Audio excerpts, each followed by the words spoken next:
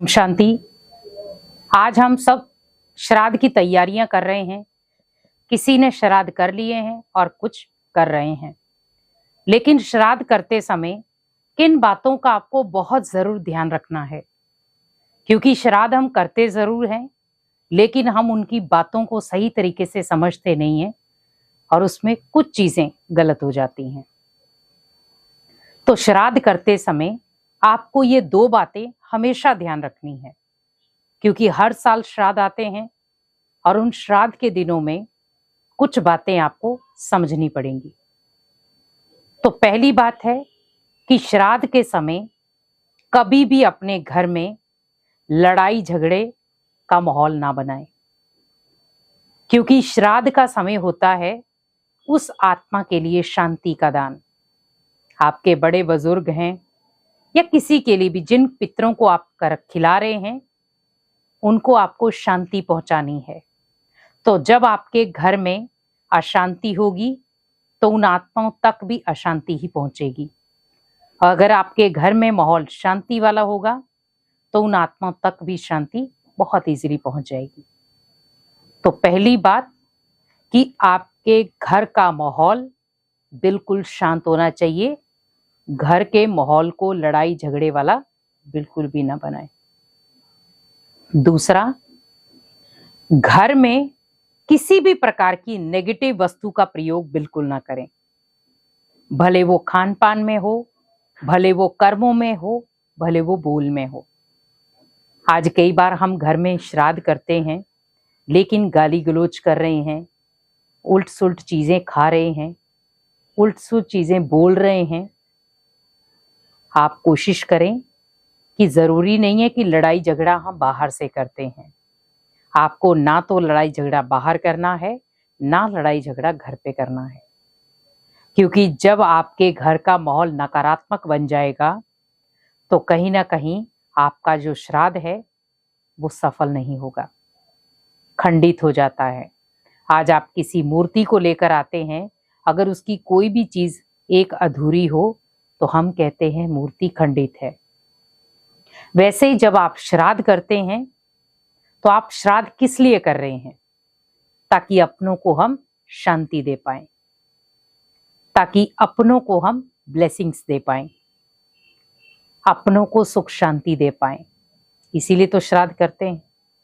लेकिन हमें ध्यान रखना है कि हम जिनके प्रति भी श्राद्ध कर रहे हैं, अपने पूर्वजों के प्रति जो भी श्राद्ध के नित्य नियम कर रहे हैं, उसमें हमें बातों का ध्यान रखना है कि घर में लड़ाई झगड़ा ना हो, घर में गाली गलौज ना हो, घर में किसी का अपमान ना हो, घर में नकारात्मक वस्तु ना आए, घर में कोई चीज ऐसी ना आए जिसके आधार पर घर का माहौल एकदम नकारात्मक बन जाए।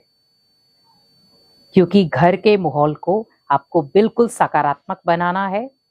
घर के माहौल को इतना शुद्ध बना दें, जैसे हम कभी मंदिर में जाते हैं या कहीं पूजा स्थल में जाते हैं तो वहां के वाइब्रेशन कितने शुद्ध होते हैं। तो कई बार हम अशांत होते हैं तो हम क्या कहते हैं, आज चलो मंदिर या कहीं पे भी चलते हैं, धार्मिक स्थल में चलते हैं, वहां जाकर एकदम से हमारा माइंड बदल जाता है।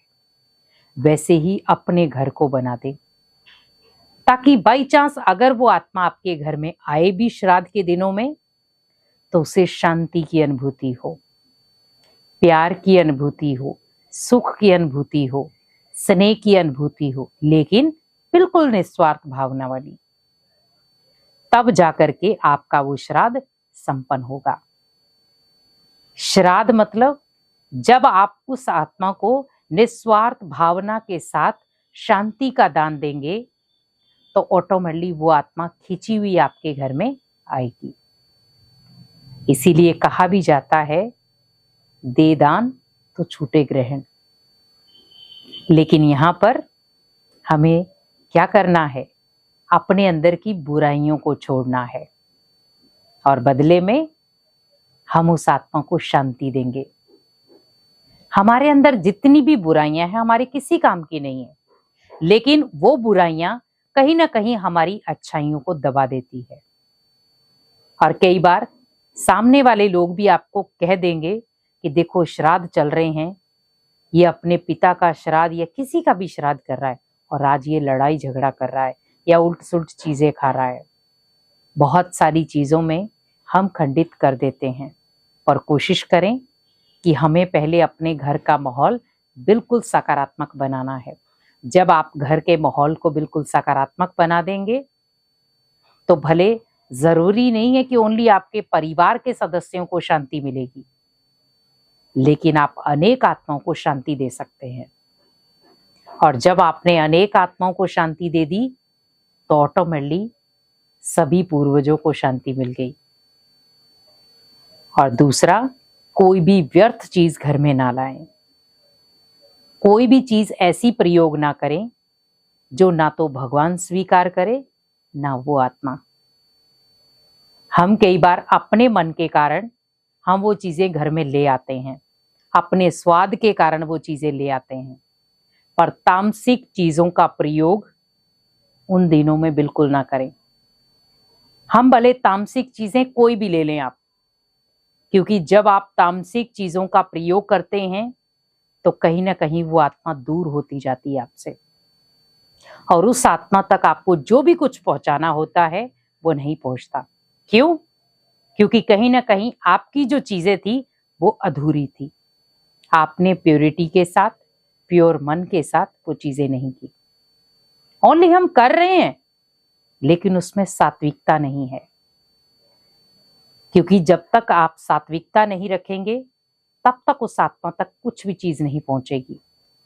इसीलिए तामसिक वृत्तियों की जो भी चीजें हैं उनको आप त्याग दें, छोड़ दें, क्योंकि तामसिक चीजें ही कहीं ना कहीं आपके उन दिनों में आपकी उन चीजों को खंडित कर देगी।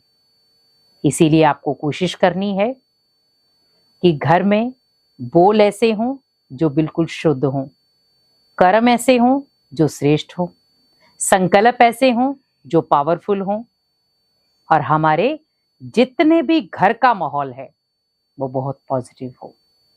तो आप सोचिए कि आत्मा को खुद ब खुद शांति मिल जाएगी और आपके जो श्राद्ध के दिन हैं वो भी सफल हो जाएंगे।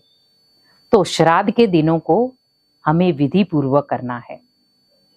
अगर हमें विधि से सिद्धि लेनी है, श्राद्ध के दिनों को संपूर्ण सफल बनाना है, तो आप इन बातों का हमेशा ध्यान रखें कि हमें अपने घर के माहौल को लड़ाई झगड़े का बदलकर एक पॉजिटिव माहौल बनाना है।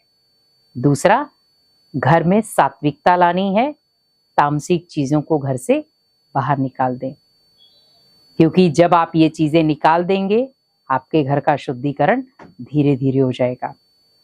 तो हमें ओनली उन चीजों का शुद्धिकरण नहीं करना है, अपने मन के संस्कारों का भी शुद्धिकरण करना है, तब जाकर आपकी ये श्राद्ध की विधि पूरी होगी। ओम शांति।